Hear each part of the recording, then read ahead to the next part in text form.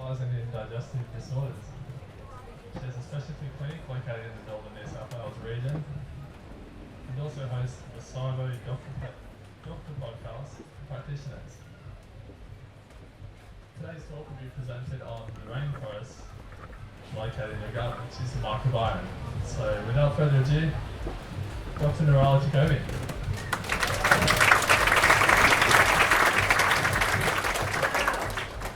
This is awesome. This is so good. Yes, microbiome. It's one of my absolute favorite topics, and I'm so thrilled to see so many of you here. Because just following on Pratima's talk, wherever she's there, 2020, we got to rebuild that microbiome, right? Okay, so I'm here to tell you that pretty much everything you think about disease can be connected back to the microbiome. So if you foster and improve your microbiome, you can really affect your health in ways that we never thought possible. So what is the microbiome? Every mucosal surface on your body, in your body, on your body, also your skin, has a collection of organisms, bacteria, fungi, viruses, etc., that symbiotically live with us. And every now and then when things get out of balance, we have the presence of disease. And the human gut microbiota actually contains 10 to the 14 living microorganisms. You often hear that we're outnumbered 10 to 1 by bacteria. Have you heard that? Right? How many of you have heard that we're outnumbered 10? That's wrong. It's actually a ratio of 1 to 1, but we are still outnumbered in ways that I'll show you in just a moment. About 1,000 different species of bacteria, only roughly 50 actually cause disease in humans. We talk about food poisoning, etc. But generally speaking, we have a very symbiotic relationship with the organisms that live inside of us. It's very mutually beneficial. And today I'll specifically talk about the bacterial microbiome. Now, this is a picture of the large intestine that's highlighted, and that's really what we're talking about. The majority of these living cells are meant to live in the colon, in the last part before it exits out. I just gave a talk a couple days ago on SIBO, small intestine bacterial overgrowth, where you have a problem in this area here. This area also has a microbiome, but we're mainly going to be talking about colonic microbiome. Just to orient ourselves, so here is us, right? And here is this sort of phylogenetic tree, and this is bacteria. So they have their own little branch, of course. And there are some theories that we actually have, through the process of endosymbiosis, have taken on bacteria and made them our own in our cells, called mitochondria. So that's a whole nother absolutely fascinating topic that we can get into, but I don't have the time, quite frankly. So what happened is the Human Genome Project happened, which sequenced human genes, and what we were trying to find out is what is responsible for the complexity of human beings, our organism, us being the organism. Why are we, we're incredibly complex, and what we found is not that we have millions of genes at all. We found that we only have about 25,000 genes. Now, what has more genes than a human being? Pretty much everything, right? Tomatoes have 35,000 genes, right? The animal that has the most genes or genetic material in their DNA is the mighty water flea, right? It has 31,000 genes. Now, how come these animals, us included, are so complex? Well, because of our microbiome. And the microbiome actually gives us millions and millions of genes that we can access, and actually it does a lot of work for us. Now, 1 teaspoon of poo contains about 500 billion microbes and contains in its bacterial DNA alone the data that would fill about 100,000 1 terabyte thumb drives. That's 1 teaspoon of your poo. So it's just mind blowing. I don't know, I geek out on those things. So the Human Microbiome Project, what they're starting to find, it's still ongoing, is this entire universe that is in our digestive tract. And the reason I put this sort of, intergalactic space sort of, sorry, what happened? So we're starting to understand who's there, who's in there, but what are they saying to each other? What's the language they're using, and how are they all connecting to each other? So there is really no perfect microbiome either. Is there a place in the world that has a perfect human microbiome? No. And why is that? Because we all have diverse diets, and our microbiome adjusts to our diet to extract as many calories, for example. If you eat a very fiber-rich diet like sub-Saharan Africa used to be, or a hunter-gatherers, very, very fiber-rich diets required a microbiome that slowed things down so that you could actually extract enough caloric content.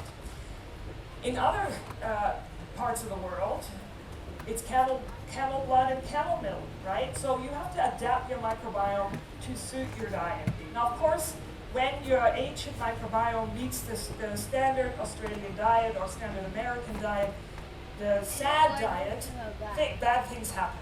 And this is what I will have to do the interpretive dance, I guess, after all. I thought I was going to be able to avoid it.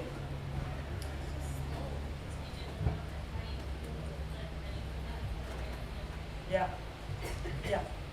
So the next photo, or the next picture, is Horton Hears a Who, with little Whoville. Who remembers the Dr. Seuss book of Horton Hears a Who? Okay, so I'll have to just explain every picture that you see. And he sees this incredible world that's within us. Is it working? There it is, the microbiome. What do we know about the microbiome? Okay, so 10,000, well actually 12,000 years ago, these are all the things in dark blue are all negative or detrimental effects on the microbiome. So first we had agricultural revolution and urbanization that actually increased exposure to crowd infections and overexposure to helminths, which are worms, right? Then we also had the Industrial Revolution that gave us access to processed foods, modern medicine, and food preservation. So what happens with processed foods and modern medicine is that we actually really severely alter the microbiota, as you'll see in a moment, hopefully. And so really, although it has brought us so much progress, what's happened as a result of modernization is really to the detriment of this ancient microbiome that we had cultivated from 10,000 years ago. And when I say ancient microbiome, there are certain species that we just are on the brink of losing, like H. pylori or Helicobacter pylori, right? It's considered an ancient species that only under certain circumstances, when it goes bad, does it cause stomach acid issues and stomach cancer. But what they now finding is that children that have been where H. pylori has been wiped out, it's the bug that lives in your stomach, they actually have more asthma and allergy. So loss of ancient species is really not just all around us, but also inside of us. What if I click it really slowly? Yes, it worked. So, what's connected to the microbiome and chronic disease? Like musculoskeletal conditions, we're now seeing that arthritis, chronic back pain, osteoporosis, but also respiratory issues, asthma, COPD or chronic obstructive pulmonary disease, cancer, cardiovascular disease, diabetes, obesity, mental health conditions, depression, anxiety. All of that is hugely tied to the microbiome, as you see. Autoimmune disease, for sure. IBS and other digestive disorders. I specialize in functional digestive disorders, and I see this all the time. I always do microbiome assessment, and it's pretty bleak in terms of the diversity scores that some of my patients get. But also neurodegenerative diseases. Parkinson's absolutely starts in the gut. What's the first symptom of Parkinson's? Constipation, right? So this is not Parkinson's talk, but that would also fill a few days for me to talk about that. And autism, for sure. Now, what's happened, this is also a slide from that previous one about from the same research paper that basically said it's more than just biota alteration with antibiotics and modern birthing practices and sanitation techniques and all of that. You need other factors. So these are cultural factors like sedentary lifestyle, vitamin D deficiency, which is hard to believe in Australia, but we do have this here as well, which I have other theories about, but not to talk about that. Inflammatory diet and chronic stress. That, coupled with triggers, actually gives us this array of diseases that I talked about. Now, what are the modern factors that affect your microbiome? Antibiotics, right? I mean, we all have heard it many, many times before that antibiotics do disrupt the microbiome. Now, one or two courses, you actually, the research that's come out of the microbiome project has shown that one or two courses, it can bounce back pretty quickly, but if you're somebody that's on chronic antibiotic therapy for things like chronic bladder infections in women, also Lyme disease, the sort of standard treatment for Lyme disease is antibiotics, but also chronic low-level antibiotic use. So that would be found in our food, right? There is actually a lot of antibiotics in our food. In our non-pasture-raised chickens, for example, and other sort of mass-produced animal products.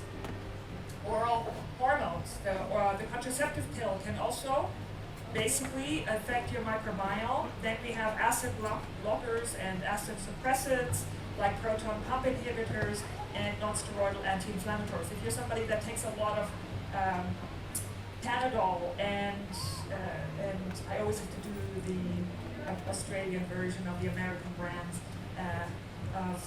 anyways, the anti-inflammatories, ibuprofen, Norepinephrine, thank you. Those actually affect your mucosa, and when you affect your mucosa, you affect your microbiome. We also find pesticides, especially glyphosate. I'll have a special mention about glyphosate, which is the active ingredient in Roundup, and emulsifiers. Emulsifiers are in sauces and puddings and things like that, and they are, polysorbate 80 is like, terrible for the microbiome. And preservatives, that's not a no-brainer. It's meant to prevent overgrowth of bacteria and other microbiota in your food. So, of course, if you eat it, there's also some effect. Artificial sweeteners. Then our diet has basically changed to not enough fiber, not enough polyphenols. I'll talk about that.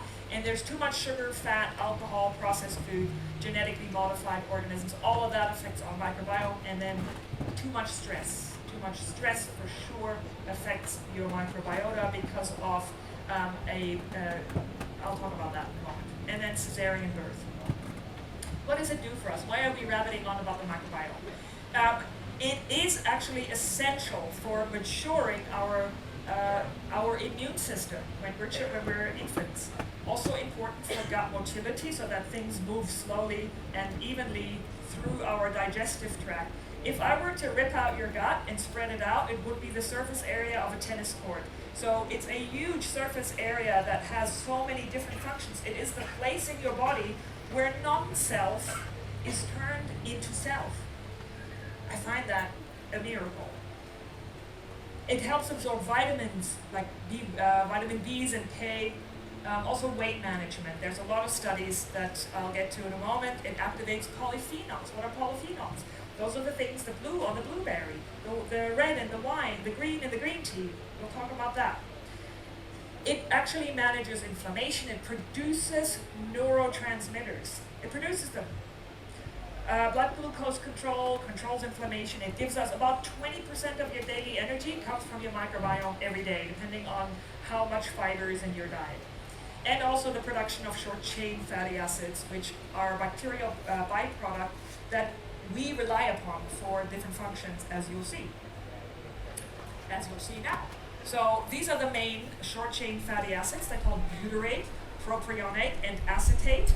And butyrate specifically is sort of a magic molecule that we rely upon to reduce inflammation in the gut. Propionate is very important for energy production, and so there's all this symbiotic stuff that we never really knew what was really happening. And as a naturopathic physician, I practiced in the U.S. in Montana for a long time, and we always treated the gut, and to actually see it be verified, and it just feels amazing to know that treating the gut and improving gut health, we were right all along, and science now tells us so. So that's a really very confirming actual aspect to this. Now, what do they do?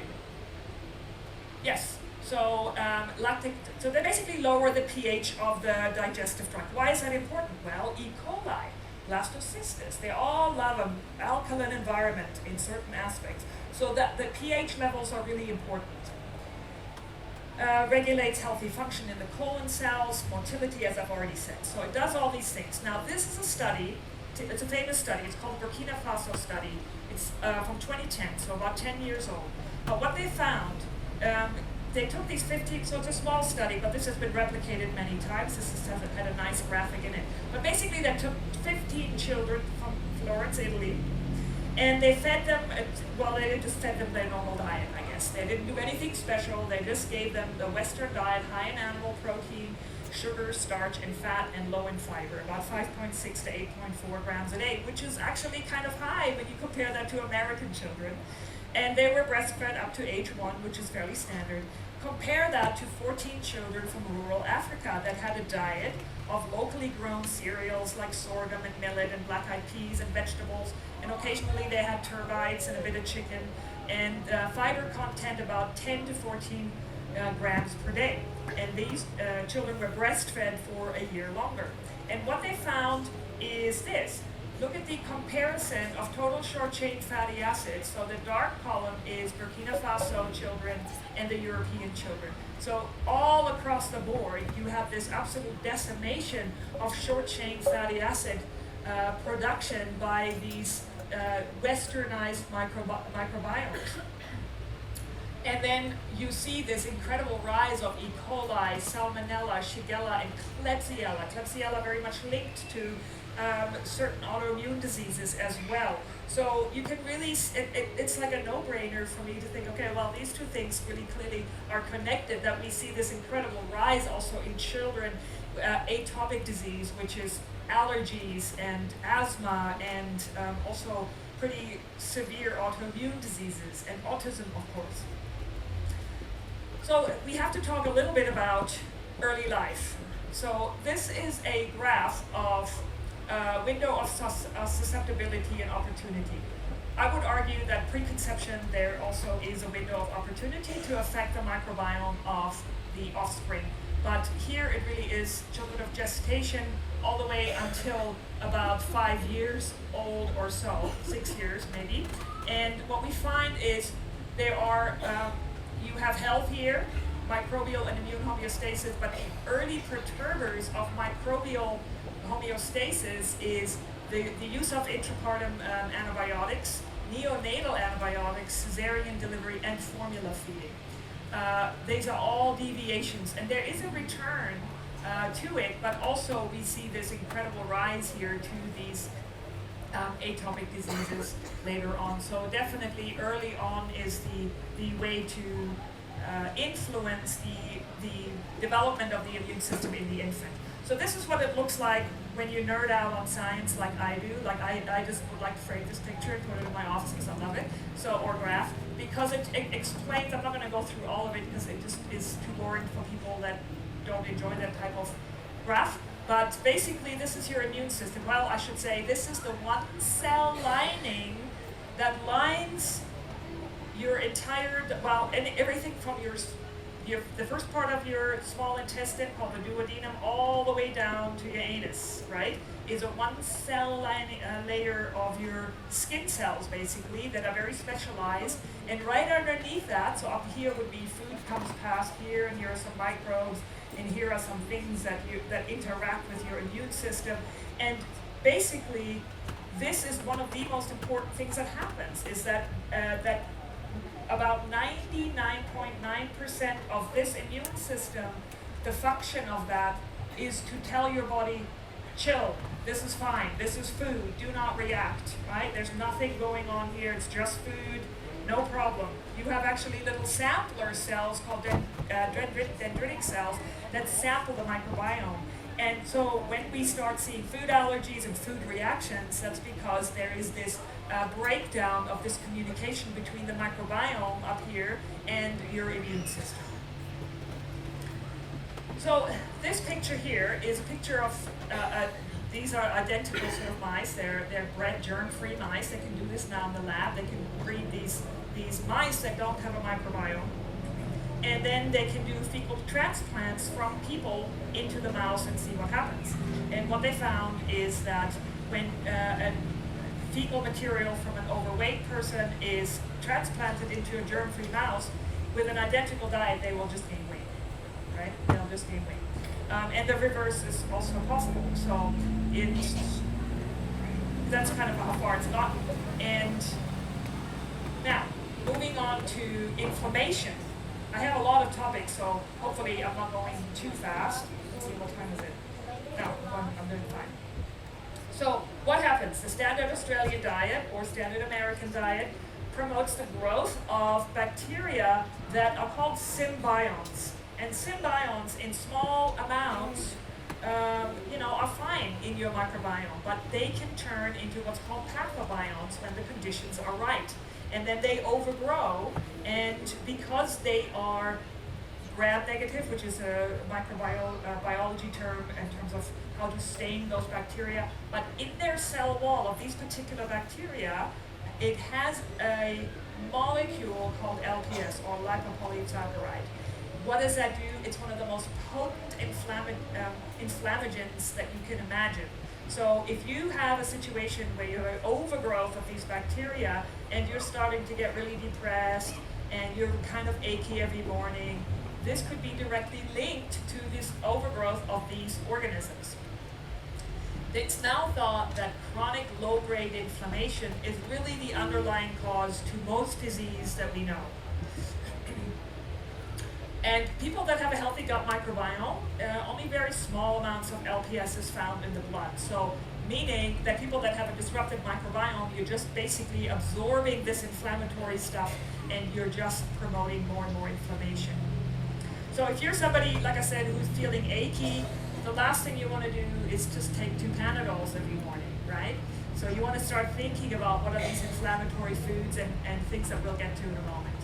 But what we know for sure is that this particular inflammatory molecule, LPS, is definitely more absorbed if you binge on alcohol. And I say that because I like a glass of wine, and I'm just going to put that on here, that a glass of wine is going to be bad for me. But really it's that binging aspect that we know actually increases a lot of LPS absorption. But high saturated fat, who here goes through a whole jar of coconut oil every week or so? That's a saturated fat, and even coconut oil can increase the absorption of this molecule. So, the gut-brain axis. This is the latest buzzword is the gut-brain axis, and how our microbiome influences our mood and our brain function, really. So, pathways linked to the microbiome, basically what that means. So let's say here's your microbiome. Here are all the microbes in your gut. They affect your brain in 3 ways. Either through direct vagus nerve stimulation. Your vagus nerve is the 10th cranial nerve that innervates pretty much the majority of your gut. But also because it makes neurotransmitters and hormones, and it does this immune signaling that I told you, and it dumps those into the circulatory system, and you can actually benefit from either the excitatory neurotransmitters or the more calming neurotransmitters like GABA, etc. that we get to. And then also these other ways called molecular associated, I can't remember the acronym right now because it's super hot here. But anyway, so you have 3 different ways that you can affect your brain with your microbiome. The neurotransmitters that microbes can produce include gamma-aminobutyric acid, that's your nature's Valium, right? That's your calming neurotransmitter that you want to switch on in the evening and so forth. So, and also dopamine, the pleasure and the reward neurotransmitter, as well as serotonin, which is probably the most recognizable of all neurotransmitters. We use a lot of medications to try to have that molecule stick around so that we feel happier. Well, it's actually made in the gut. Over 90% of your serotonin is made in the gut, right? So think about that for a moment, that what are we doing to the microbiome when we actually take antidepressants and things like that. That's a whole other discussion. Okay. Glyphosate's effect on the microbiome. So glyphosate is used on certain crops, mostly things like wheat. And one of the horrible practices that they do with wheat is that they spray it about a week before harvest. And the reason for that is to kill the weed so that things dry out in the field already. So there is a tremendous amount of glyphosate residue on non-organic wheat. And it's the most potent and most widely used weed killer in history. It affects this particular pathway called the shikimate pathway, which this is the way that microbes are producing these neurotransmitters like serotonin. And it's essential in its amino acid production. So tryptophan, which is the precursor to serotonin, is absolutely affected by this. So if you're depressed and you're eating a lot of wheat products, it might not be the gluten at all, right? Also affects beneficial bacteria. It actually reduces bifidobacterium. And so this is what happens to the microbiome. Did it work? Yeah. Okay, cool. Okay, now, what are the consequences of an unhealthy microbiome? Well, here we go. He drinks 12 Diet Cokes a day. He eats, I won't mention his name. I just can't. He eats a lot of fast food, right? Lots of glyphosate, lots of saturated fat, and he's on antibiotics for his rosacea, which is actually, for those of you who read my SIBO lecture, you know, the guy is a walking microbiome dysfunction time bomb. It's not him, it's his microbiome, right? So really, highly processed diet, eats a lot of fast food, things like that. And no fiber, of course.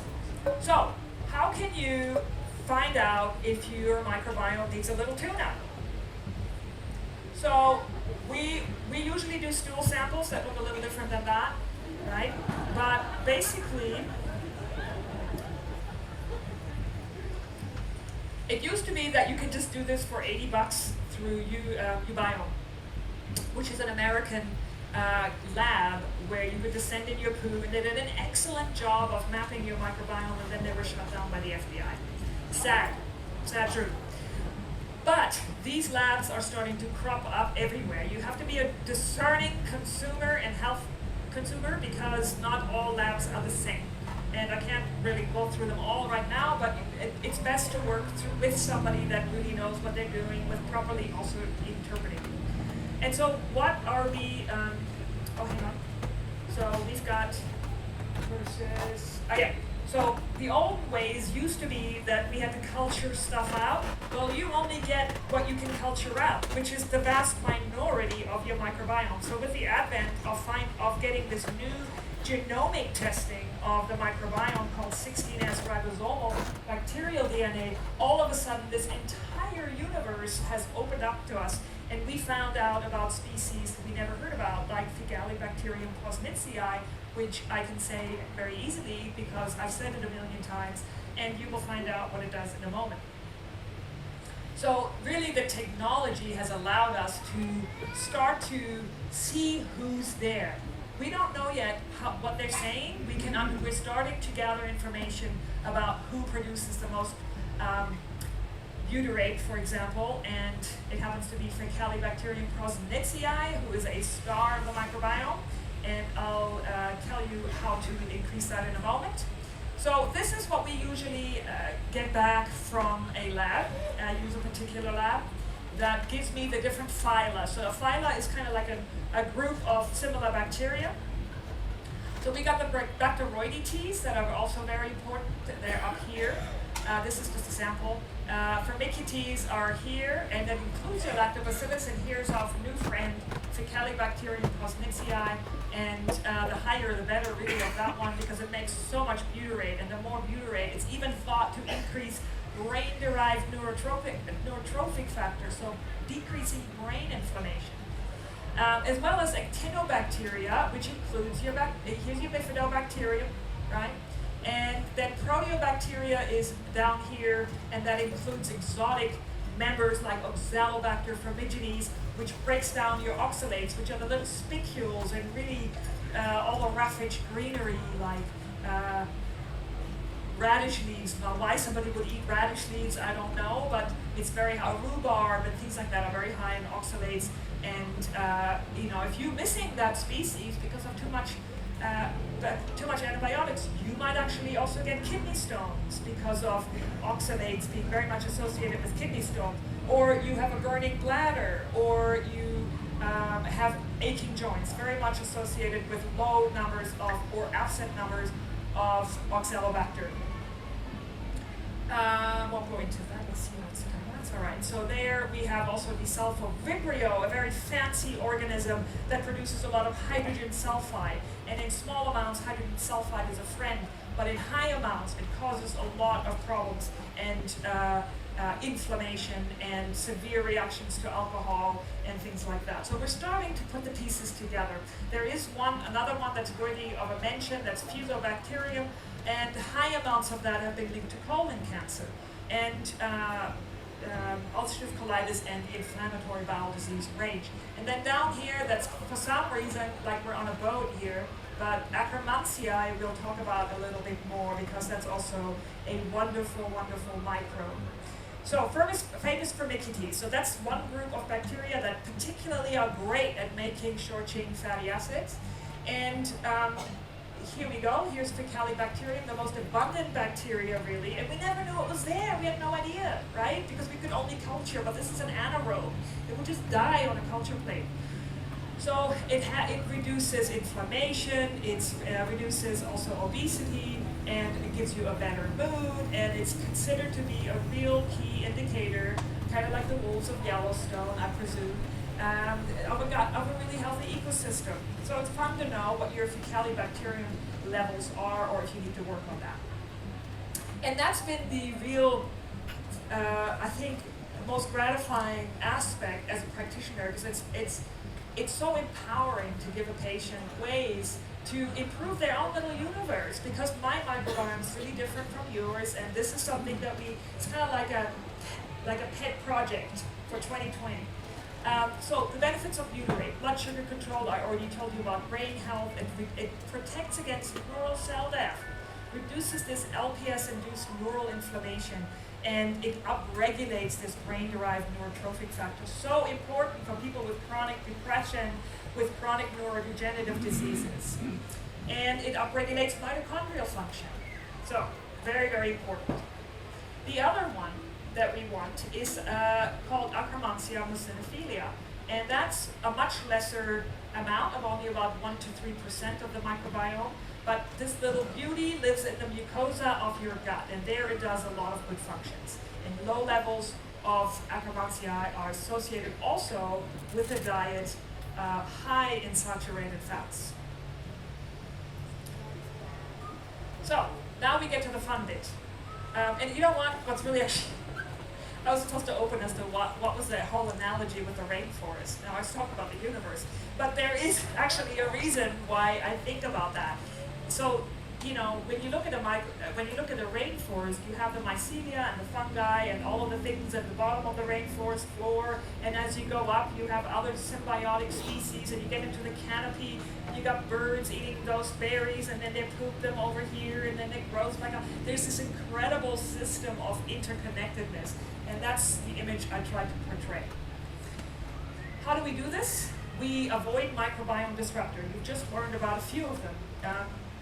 Things like proton pump inhibitors, if you can avoid them, if you can avoid non-steroidal anti-inflammatories, prolonged use of them, if you can eat more organic foods that I'll get to, all of those things, avoid antibiotics and those types of things. Reducing your stress is really important, as you'll see. Eating more fiber, eating more plants, fermented foods, omega-3 fatty acids, and I'll go into all of them, so don't worry. You don't have to write that all down. But probiotics and prebiotics, that's really the sort of combination factor of how to really improve your microbiome. What did I want to say about that? What else? Something important. Oh well, I'll come back to it. So, different diets cultivate different microbiomes. That's what I started out with, this whole picture of the world. You have different biomes, if you will, depending on where you live, and that was always really important because if we now ate like our ancestors with really huge, I mean something like 30 or 40 grams of fiber a day, we would just not have the microbiome capacity to extract enough calories, very likely. But so this is an Asian meal that you have, I think this is a Vietnam, no, it's Thai food, with spices and a lot of vegetables, things like that. Here's my actual heritage of Germany, that just basically has starch and meat, more or less, and a couple of sprinkles of green there.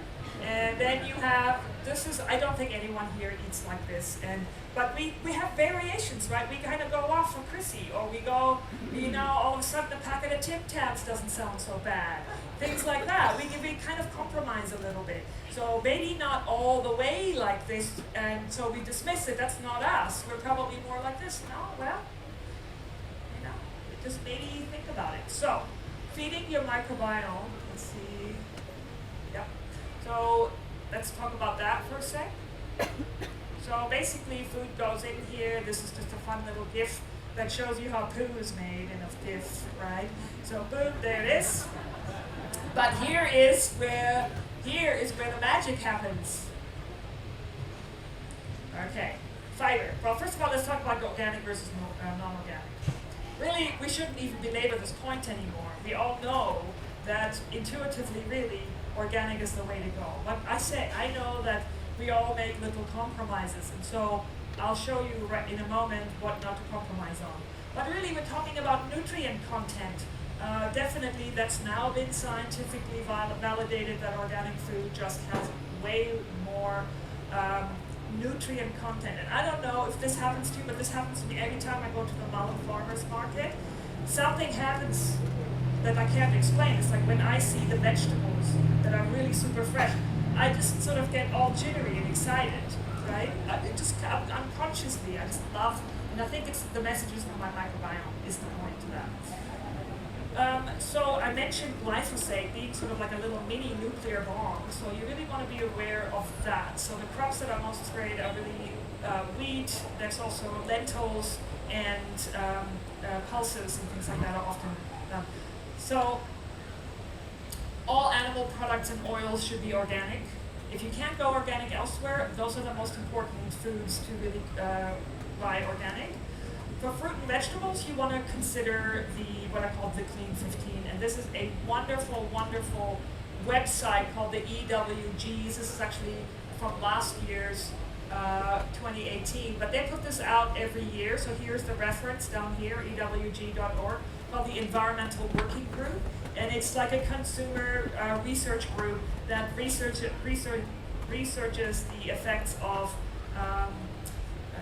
toxins, heavy metals, and pesticides, and solvents in paints and things like that on our health. So if you really, the dirty 12 or the dirty dozen are the foods that you really should eat organically, right? So that's your strawberries. Strawberries, like they found on peanuts and strawberries have the highest pesticide residue of all foods. So just be aware of that. You can't just rinse them under cold water. And especially when you eat the fruit, right, the whole thing, with a peel, it's a bit different. So spinach, nectarines, apples, grapes, peaches, etc. So the list is there. And then the Clean 15 you can sort of get away with, and that kind of makes sense when you look at mangoes and avocados and sweet corn. You can kind of peel away the things that's been sprayed. Fiber. Fiber is a no-brainer. right? It's one of those really important substances in vegetables that really is the food, besides polyphenols, which are the little chemicals that I get to in a moment, that feed your microbiome. So this really is a nice plethora of fiber-containing foods. So kiwi fruit are incredibly dense in fiber, right? Most papayas and blueberries are nice. Obviously your green tea, your okra is wonderful for your soluble fiber, and your grains and stuff. Grains are really great sources. One of the best, highest fiber containing meals for a vegan, or for anyone, because it's food. It's not vegan food, it's just food, is brown rice and black beans combo. It's wonderful if you're constipated. Not if you have SIBO, forget what I said. Obviously no one was here in my last talk. But okay, so let's talk about fermented foods. Fermented foods was always a way for us to preserve our food before refrigeration. And one thing, okay, so I'll do a little bit of myth busting here. That is, you can't really reseed your microbiome with fermented foods or probiotics. It's not possible. But these fermented foods have beneficial organisms that absolutely interact with our own microbiome. There's no doubt about that. So what are here we have kimchi. This is a beetroot sauerkraut. This is apple cider vinegar, and here's some pickles, and here's more sauerkraut, and here is yogurt. So they all have different species, and you can't, it's not like this plethora of organisms that you can replace.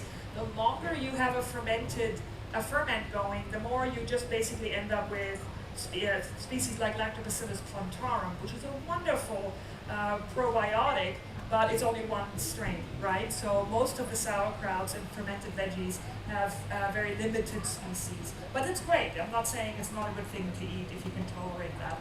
And your dairy-based products are more bifidobacterium rich, and they both are really helpful for gut regulation, and as you'll see in a moment. But really, the most sort of hidden, the sleeper hit, if you will, or the hidden gem of our food are the polyphenols, which are the things that give it color, right? So that's your green tea. Green tea is a fantastic microbiome rejuvenator.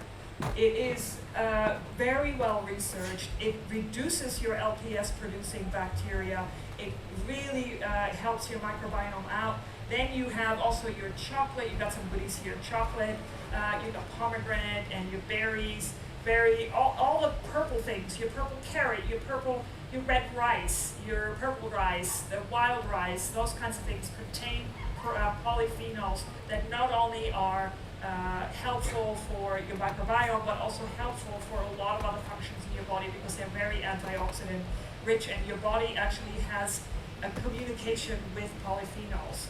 So that would be, you've heard of the anthocyanins in berries, in blueberries and in pomegranates. They're really helpful for strengthening your arteries, for example, for reducing inflammation, and they're wonderful for your microbiome as well. So this is really just a love letter to a healthy diet, more or less, of what we've known for a long time. So let's have a brief discussion about probiotics. The main ones that we now have is, well, that we've always been able to supplement with are lactobacillus. They initially came from your fermented vegetables, and now we have still the group of lactobacillus, but the different strains of lactobacillus like acidophilus, like plantarum, etc. And then we have bifidobacterium that usually comes from dairy, but can also be found in these broad spectrum probiotics. And then also a yeast member of a probiotic called Saccharomyces boulardii that's used a lot for traveler diarrhea, or in diarrhea in general. Very helpful. And then we also have soil-based organisms. These are the only ones that are available for purchase and actually taking orally. So the question is, can probiotics reseed your gut? We must all just erase that word from our vocabulary. We cannot reseed anything with probiotics. It's not how it works. So here's your microbiome in the dark blue, and lactobacillus, I couldn't make a sliver small enough, right? It's actually a tiny, tiny portion of your entire community.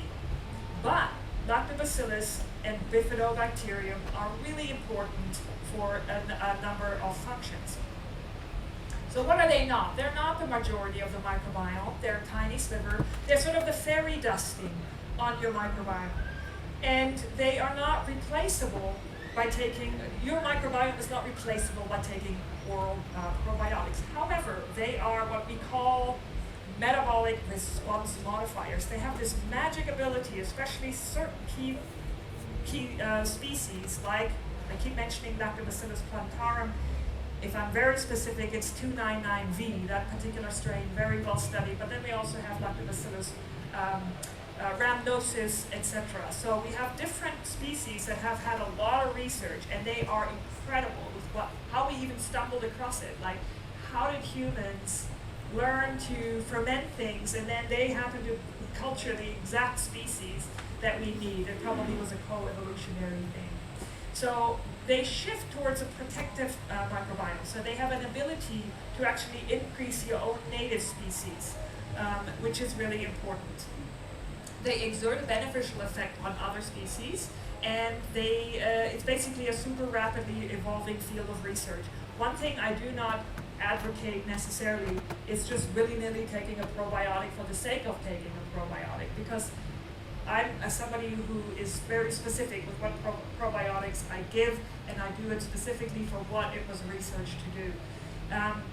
One thing I will say, if you happen to be on antibiotics, and certainly antibiotics are life-saving medicines. I'm not here to diss antibiotics, but certainly pretty much the entire medical community agrees that they have been overused for things like ear infections, for example. So, but one thing you might want to do is, if you happen to be on an antibiotic for something, then at least take a high-strength probiotic as a protectant. So 20 billion organisms a day minimum for at least a month after you've taken the probiotic.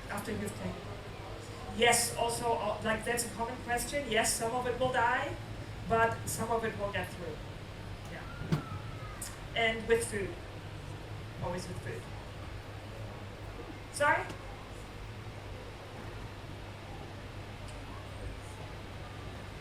Wait, yeah, we're gonna do questions later. Sorry, I'm almost done. So, bifido and bacterium and lactobacillus species, they do pH balance. It's a gut protectant, promotes gut health. Specific for vitamin production, B1, 2, B3. If you're constantly low in these nutrients, it might be your microbiome, especially B12. A lot of people I see are B12 deficient. And if you're getting sick a lot, chronic colds and flus, you might actually need the immune stimulating properties of these wonderful probiotics. And it's inversely correlated to this LPS absorption and concentration. That's that inflammatory molecules that's found in gram-negative bacteria. Some even produce this kind of Valium GABA, and they do a lot of short-chain fatty acids, particularly lactobacillus. So that's an easy one to do.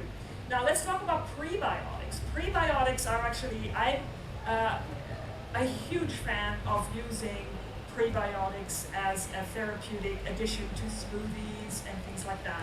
Typically when we've already cleared SIBO, or small intestine bacterial overgrowth, that's a condition where bacteria are actually overgrown in the wrong location. And some of the tips that I've given you here are not appropriate for that condition. But pretty much this whole thing is like a love testament to the vegan diet, is it not? In terms of fiber and prebiotics and polyphenols and all of the wonderful things that you can get from a vegan diet. I'm not a vegan, but I love vegans. So the main prebiotics is a term used for very specific food for our microbiome.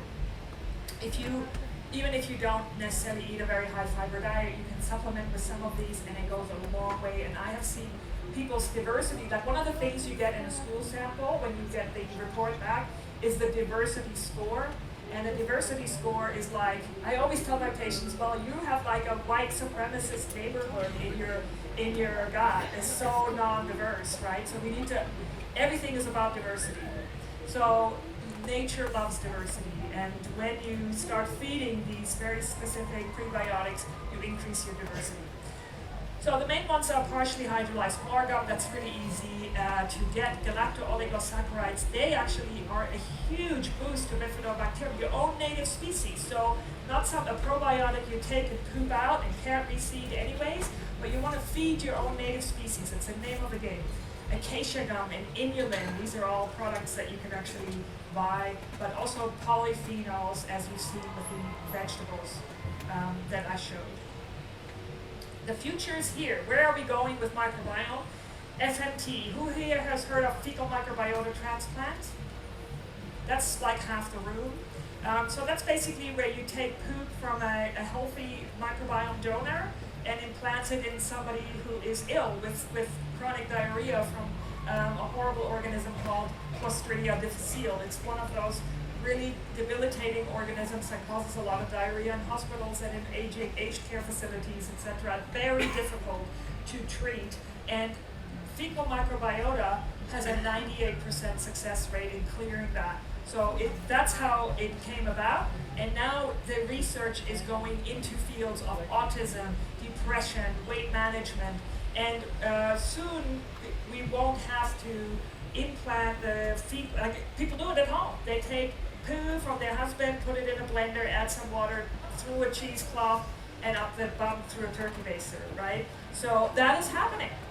Not that I'm condoning it, because you can also run into some problems. There have been some people that have transplanted the wrong kinds of bacteria, but we are moving into the field of capsules, where we actually, not so much have to deal with the blender and the mess, but using food in capsules. That's happening. A new field is psychobiotics, which are probiotics specifically for mood enhancement. So really some exciting things are coming out. But in closing, don't let this be you, right? I thought it was funny. She's crying and eating ice cream and all of that. So really learn to regrow the diversity of your inner universe by having a lot of diverse, fiber-rich foods and fermented foods with lots of friends. And yes, I think that's how we're going to save the world, actually, to be quite honest, is by saving your own individual microbiome. So thank you very much.